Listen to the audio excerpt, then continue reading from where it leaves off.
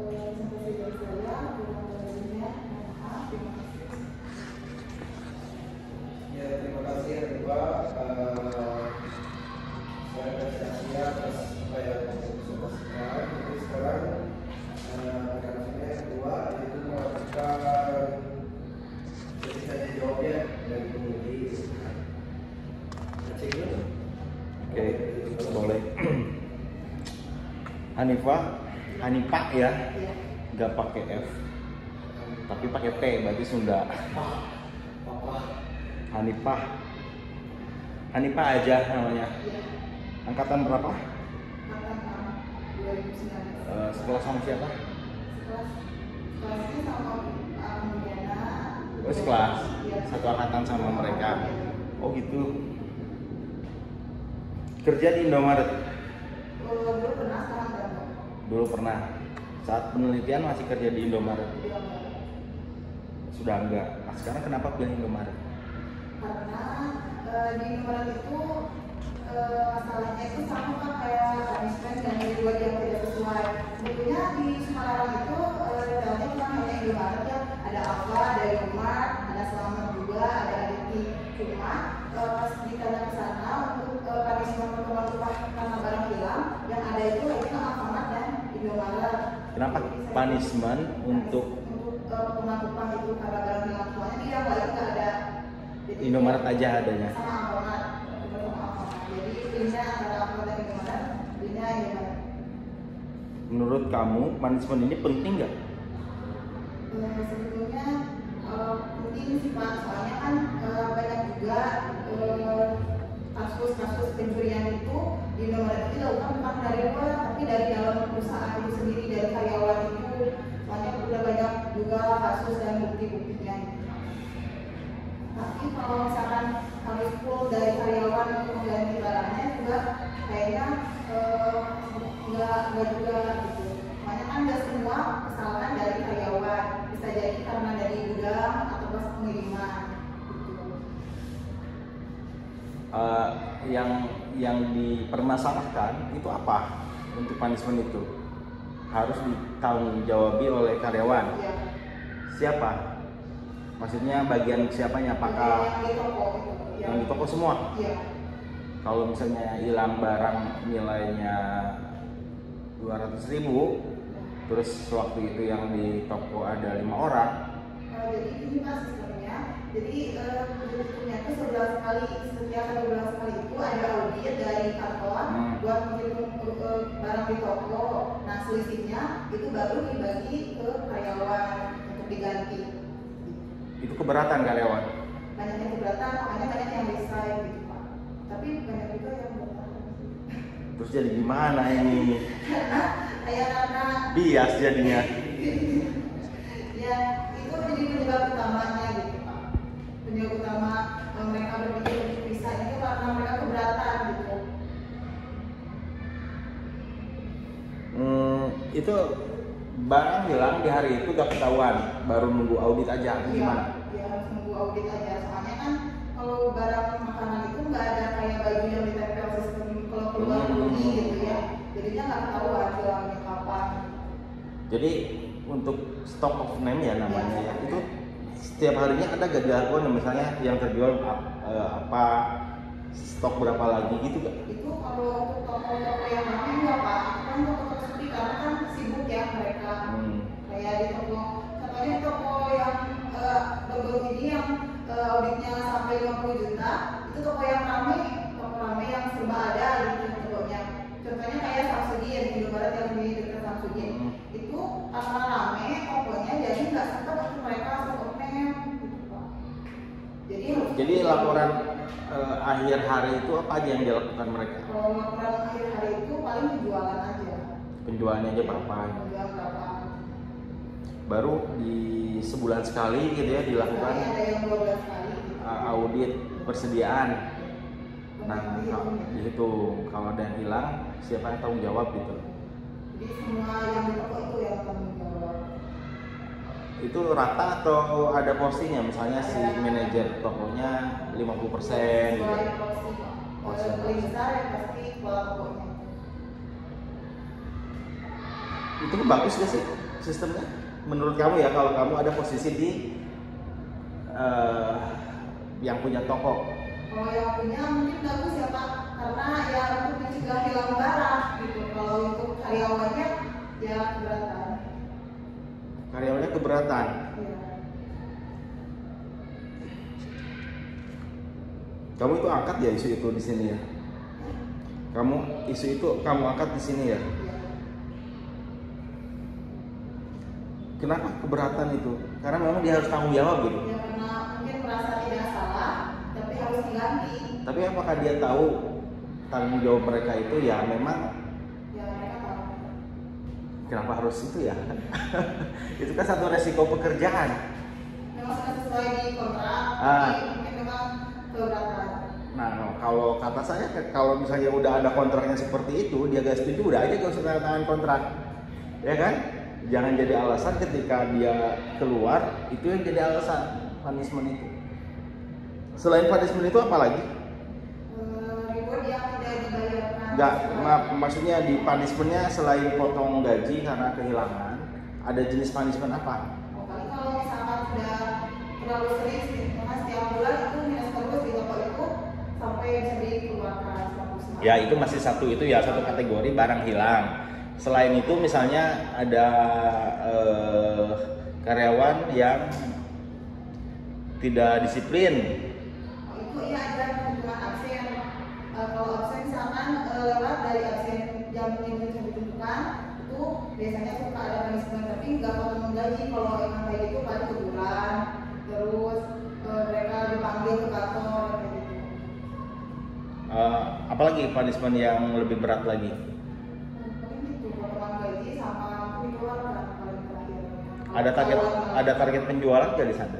Kalau target penjualan ada Pak, cuma nggak terlalu diharuskan apa ya, nggak kalau nggak tercapai nggak dapat punishment gitu. Paling cuma ayo ditegur-tegur aja, tapi nggak sampai potong gaji. Oke, sekarang masuk ke reward deh. Reward apa reward itu? Reward itu banyak Pak, kayak upah, insentif, bagi ibaratnya itu upah, insentif, terus tunjangan, uang lembur, kayak gitu.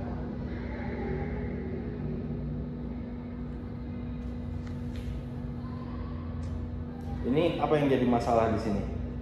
Biasanya kan kalau misalkan shift 1 nih kadang-kadang yang di Indonesia, shift 1 itu dari mulai jam 7 sampai jam 3 sore.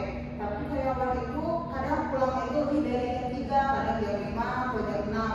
Nah, kelebihannya itu nggak dihitung lembur, nggak dibayar gitu sama perusahaan. Itu salah catat atau memang nggak dibayar aja? Itu kan jadi kalau di Indomaret itu kalau misalkan udah jam 3 mau pulang, terus ada pekerjaan lain yang belum selesai, itu jangan dulu pulang, tapi lebihnya kelebihan jam kerja itu nggak dibayar. Nah, dia bisa lebih jam kerja itu karena dia kurang cepat kerja atau ada kerja tambahan? Ada kerja tambahan, misalkan datang barang kan nggak sedikit biasanya, jadi harus ganti dulu yang shift 2 gitu yang shift 1 itu. Itu kerja tambahan. Ya. Biasanya lembur itu dibayar kalau misalnya ada pekerjaan tambahan atau jam tambahan. Tapi bukan karena kelalaian si karyawan itu. Misalnya nih kerja saya itu sampai jam 4 harus selesai memproduksi 5 barang. Misalnya gitu kan. Nah, sampai jam 4 belum selesai 5 barang sehingga saya harus nambah waktu sampai jam 6 baru selesai 5 barang. Apakah itu dimasukkan ke lembur? Enggak masuk lembur. Ya, idealnya itu enggak. Lalu turnover nih, banyak emang yang keluar masuk. Banyak, apalagi kalau udah menjelang lebaran itu pasti banyak. Kenapa menjelang lebaran? Karena mau dapat THR dulu baru keluar gitu biasanya. Apakah nggak ada ketentuan untuk mendapatkan THR? Misalnya kan THR itu kan 1 tahun. Kalau misalnya kurang dari 1 tahun itu dihitung proporsional kan, proporsi. Misalnya dia 5 bulan, berarti 5/12 dikali berapa THR-nya kan gitu. Mereka ngejar THR banyak yang masuk gitu. Ya. Jadinya kalau di lebaran itu misalkan lebaran itu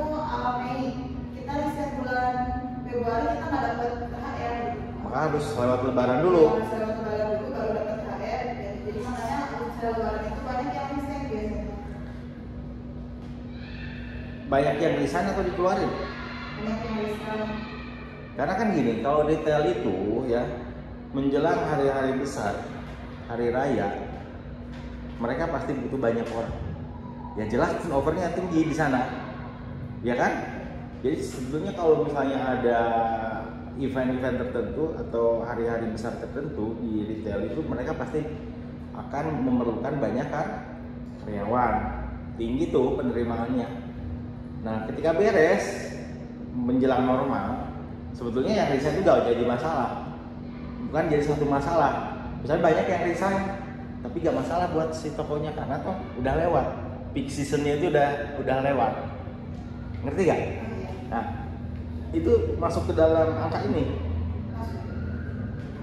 berarti bukan masalah itu, udah gak? Kalau di negara sendiri untuk karyawan toko nggak ada seperti itu Pak.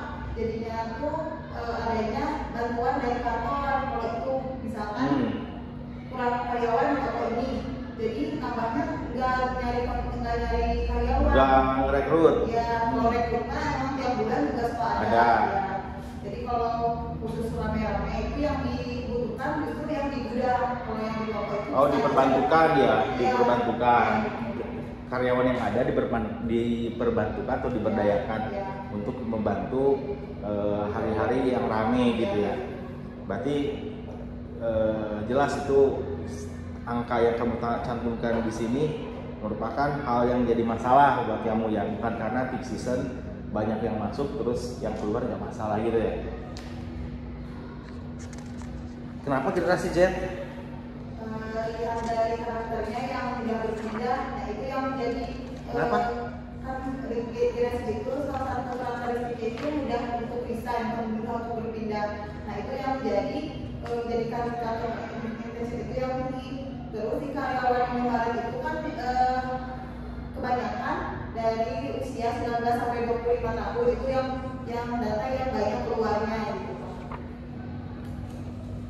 Oh, data yang banyak keluar itu karyawan-karyawan yang memang usianya masuk di generasi Z. Oke. Karyawan kontrak biasanya yang mudah untuk keluar. Karyawan Karyawan kontrak. kontrak.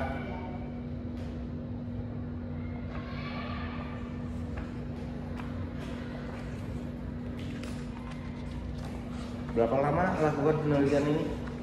Ini dari bulan April.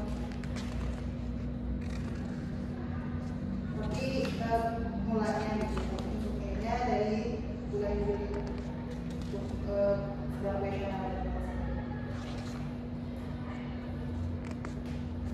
Bentar ya. Mana tadi teh?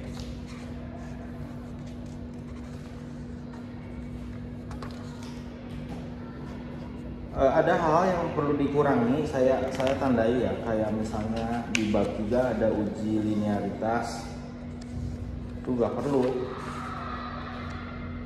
multikolinearitas saja, karena kan ini variabelnya lebih dari satu.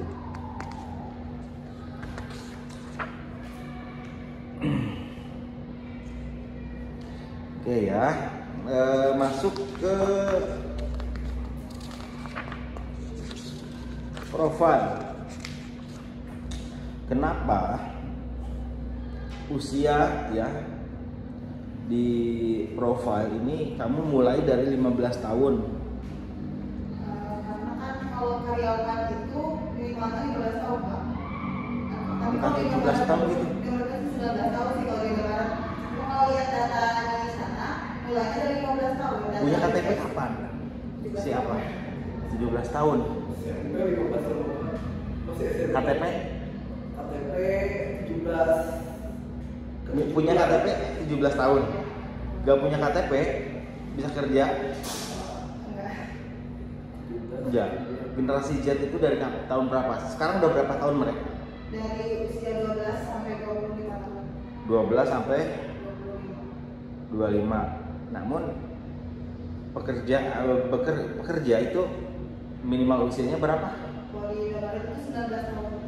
Indomaret 19 tahun. Nah, artinya interval atau pengelompokan tahun ini harus relevan juga. Ya kan? Bukan 15 sampai 20. Meskipun iya yang jawab 19 tahun. Nih, yang 67 itu 19 tahun atau 20 tahun. Lebih baik mulainya dari usia 19. Ya kan? Orang 15 tahun kan 15 sampai 20 bisa jadi dia 14 tahun, bisa jadi 13 tahun. Yang jadi pertanyaan adalah udah bisa kerja. Nah, gitu kan, masa pekerja 15 tahun meskipun yang ngisi misalnya 19 sampai 20. Tapi kan kamu kelompokkan 15 sampai 20. Nah, artinya kan ada angka-angka yang sebetulnya nggak perlu dimasukkan. Jadi pengelompokannya dimulai dari 19 minimalnya. 15 sampai 2 berapa? 25. Ya, 25 26. Nah, itu sesuaikan lagi. Ya. Si tabel ini kamu sesuaikan dengan usia generasi Z, tapi usia saat dia boleh bekerja dan sesuai dengan ketentuan si Indomaret. Ya.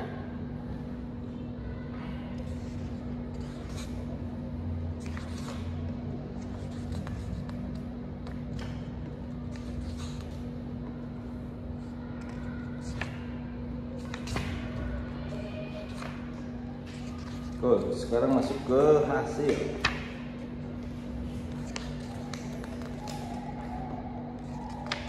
Analisisnya apa? Pakai analisisnya apa? hasilnya. Analisisnya pakai apa? Oh.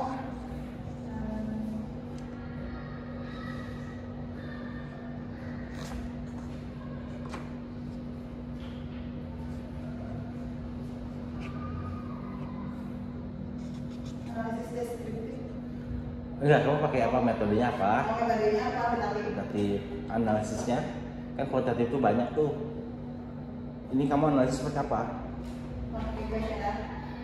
Itu alatnya.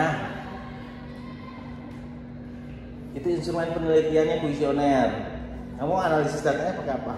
Oh, pakai SPSS 2026. Itu alat bantunya, itu softwarenya. Software untuk menganalisis yang kamu maksud di sini. Pakai apa?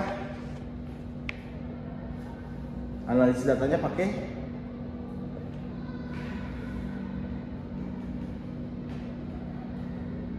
kalau cari pengaruh itu pakai apa? Ini judulnya pengaruh, reward, dan punishment. Analisis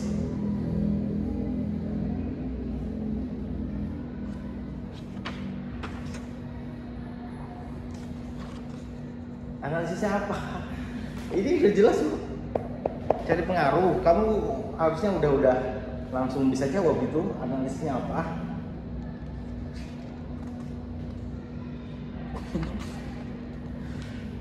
Analisis metodenya kuantitatif kan? Analisisnya apa? Analisis datanya menggunakan metode analisis apa?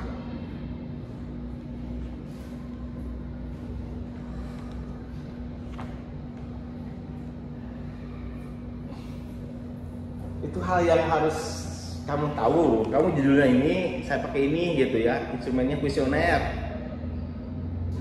Ayo gimana?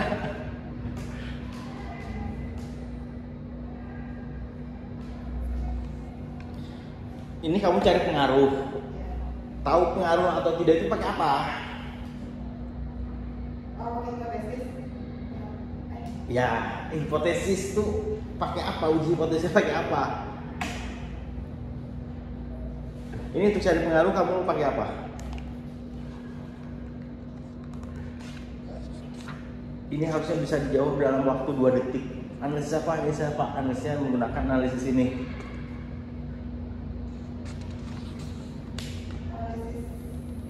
Analisis regresi linier berganda. Kenapa lama?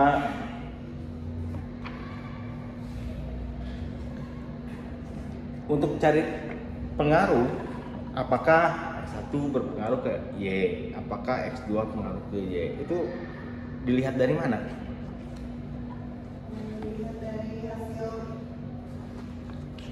Dilihat dari mana? Dari hasil ujinya, uji regresi. Ya, lihatnya apa uji hipotesisnya? Dari ininya tes ke nilai T-nya. Dari Nilai T. nilai T, di gimana ini nilai T-nya? Yang kalau yang rewardnya minus 8,9. Digimanain? Oh, Maksudnya untuk tahu itu pengaruh tuh nilai T itu dari gimana gitu? Nilai T hitung lebih besar, jadi nilai itu harus lebih besar dari nilai T tabel. itu dikatakan Berpengaruh. berpengaruh. Atau lihat apa? Ya. Atau lihat apa? Atau lihat dari nilai signifikasi Kalau berpengaruh nilai signifikasinya bagaimana? 0, kurang dari 0,5. Kurang dari 0,05 gitu ya. Berarti kalau lihat nilai T itu harus lebih besar daripada T tabel. Nanti saya tanya lagi, cari T tabel lo yang mana? Ya sudahlah, lama nanti Pak Mulfi kasihan, udah gregetan juga pengen ngomong.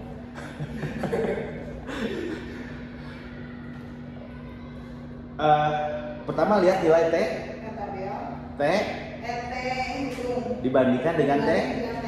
Nah, kalau lebih besar T hitungnya berpengaruh. Atau lihat nilai signifikansi. Ketentuannya adalah jika nilai signifikansinya lebih kecil daripada 0,05 maka berpengaruh signifikan. Kalau lebih dari 0,05 ya tidak berpengaruh.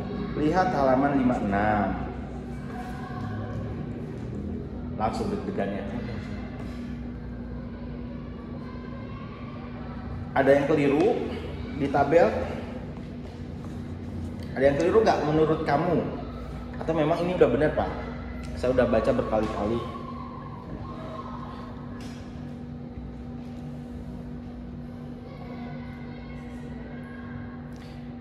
Oke, X1 apa reward? Ya, tadi kata kamu jika nilai signifikansinya lebih kecil daripada 0,05 itu ini signifikansinya berapa? Lebih besar lebih kecil? Lebih kecil daripada 0,05. Kenapa dikatakan tidak berpengaruh? Katanya berpengaruh, ini nih yang keterangan tidak berpengaruh terhadap turnover intention. Karena ininya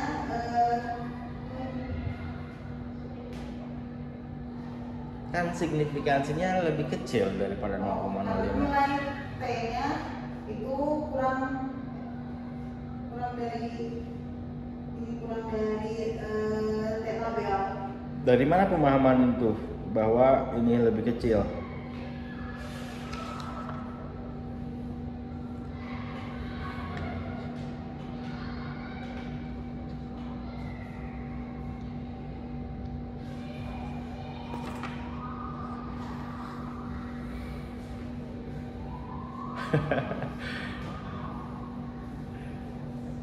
Kalau saya katakan ini berpengaruh, soalnya lebih kecil daripada 0,05. Lihat aja di bab 3 kamu, kan sama.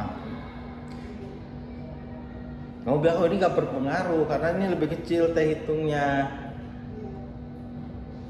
Tapi ini kan minus Pak, yang T hitungnya minus 8,91. Oke, jadi interpretasi kamu bahwa minus itu T hitung minus itu lebih kecil daripada T tabel. Itu interpretasi kamu. Tapi kenapa nggak mempertimbangkan signifikansi? Saya juga bisa kok ngomong ini berpengaruh, ini salah. Karena nilai signifikansinya di bawah 0,05. Kenapa? Tapi kenapa ada signifikansinya di sini? Hasil itunya ada dari masjid. Ini ya, ini keliru.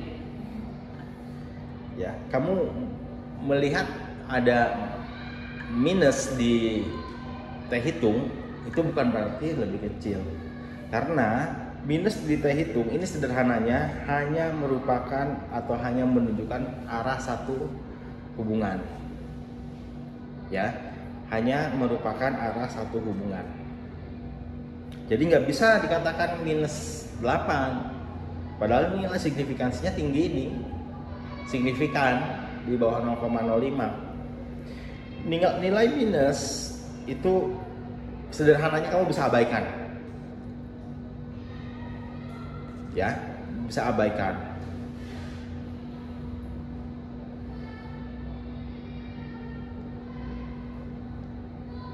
Ini hanya menunjukkan arah hubungan. Ada hubungan positif, ada hubungan negatif, atau berpengaruh positif, berpengaruh negatif. Itu bisa juga diinterpretasikan seperti itu. Sekarang kamu tahu nggak arti dari pengaruh negatif atau pengaruh positif, atau hubungan negatif sama hubungan positif?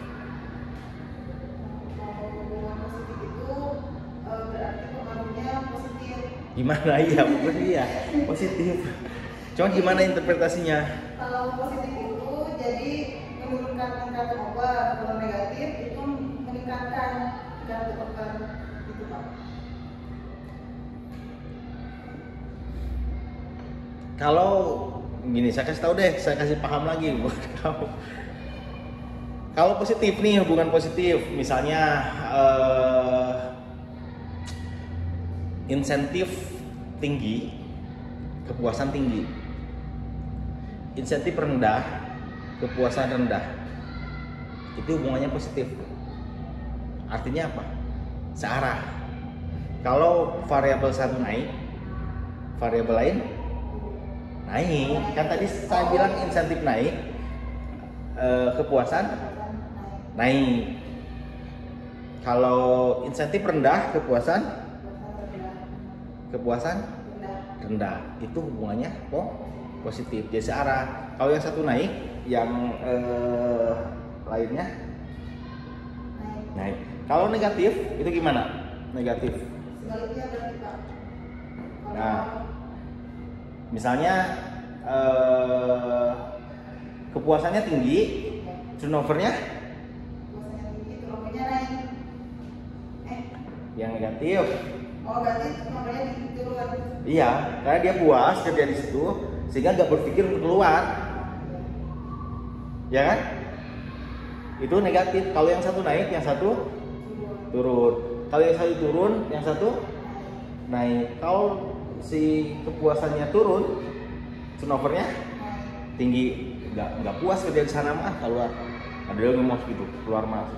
Atau karyawan yang di dalam justru berpikir untuk keluar, turnovernya tinggi. Iya kan, naik kan? Itu pengaruh negatif. Ini reward bisa dikatakan pengaruh berpengaruh nggak? Pertama berpengaruh dulu nggak? Kalau di sini kan nggak berpengaruh, tapi kan kalau ininya berarti berpengaruh ya Pak.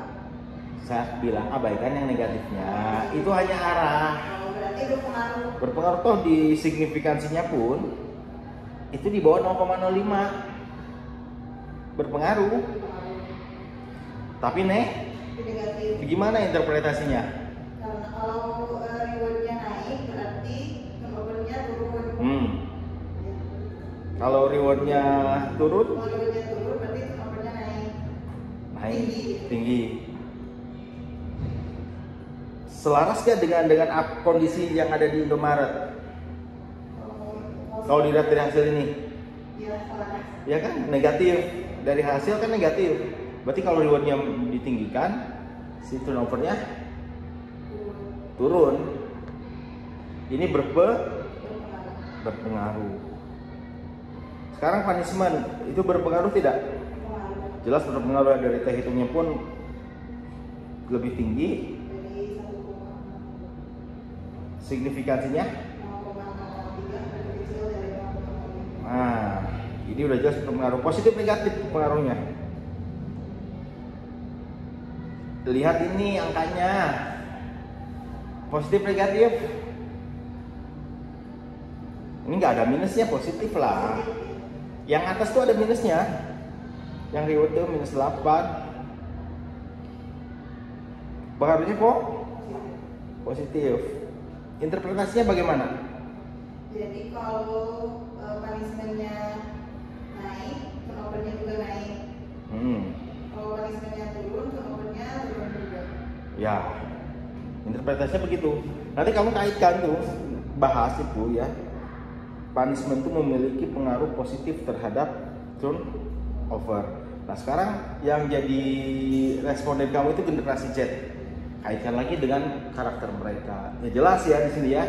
Kalau misalnya dipencet sedikit, anak-anak generasi Z itu keluar, gitu kan. Ada punishment tinggi, diperketat, keluar, kan gitu kan.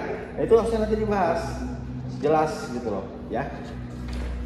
Nah kemudian ini kamu salah, yang halaman 57.12 itu salah. Perbaiki lagi berdasarkan tadi ya. Ngerti gak tadi yang saya omongin? Ini perbaiki lagi, saya tandai. Oke, paham? Paham? Paham. Kamu ngerti gak koefisien determinasi? Apa itu?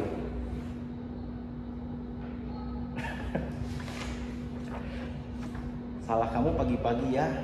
Pagi-pagi itu masih semangat, bener gak Pak Bobi? Sampai gak sabar Pak Bobi juga pengen ngomong. Ini Pak Cegun lama banget katanya. Kapan giliran saya? Apa itu koefisien determinasi?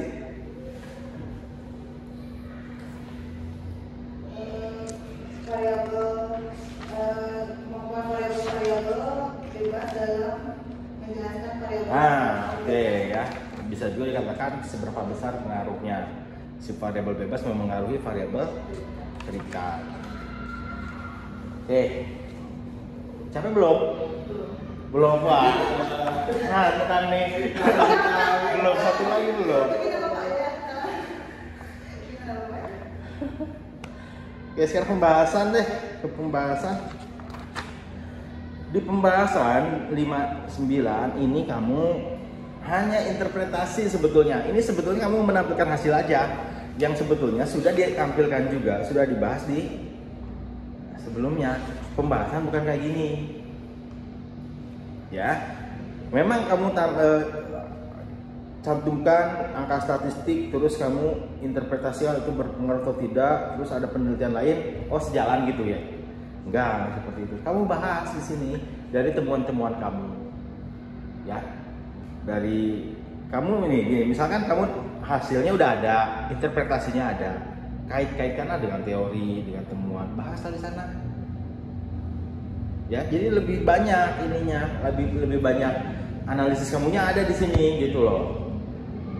Bahasan ini didasarkan pada hasil penelitian kamu, berdasarkan pada teori-teori dan penelitian terdahulu, didasarkan pada kondisi lapangan yang ada juga. Kan jelas ya tadi kondisinya adalah di respondennya di apa, generasi Z, ya kan? Di sana kamu udah bahas karakter dia seperti apa. Kemudian ada masalah-masalah juga kan, ada fenomenanya, terus ada teori-teorinya. Kamu uji di sana, ada hasilnya, ya bahas. Berarti ketika bahas pembahasan ini, kamu misalnya pengaruh X terhadap Y, kan gitu kan pembahasannya, kamu bahas, tapi bukan menampilkan hasil uji.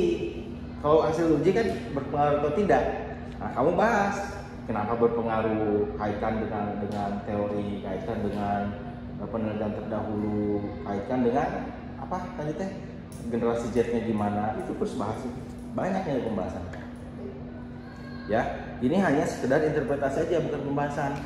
Paham ya? Nah, kalau di pembahasan nggak perlu dicantumkan juga nih angka-angka statistik ini. Karena kan udah ada, di sebelumnya kan ada di sini. Udah jelas banget gitu. Kenapa harus di sini lagi?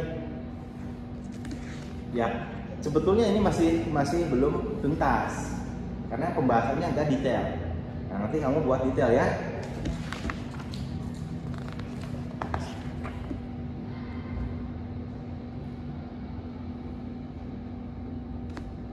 Oke, itu aja. Terima kasih ya. Sekarang giliran Pak Mulfi.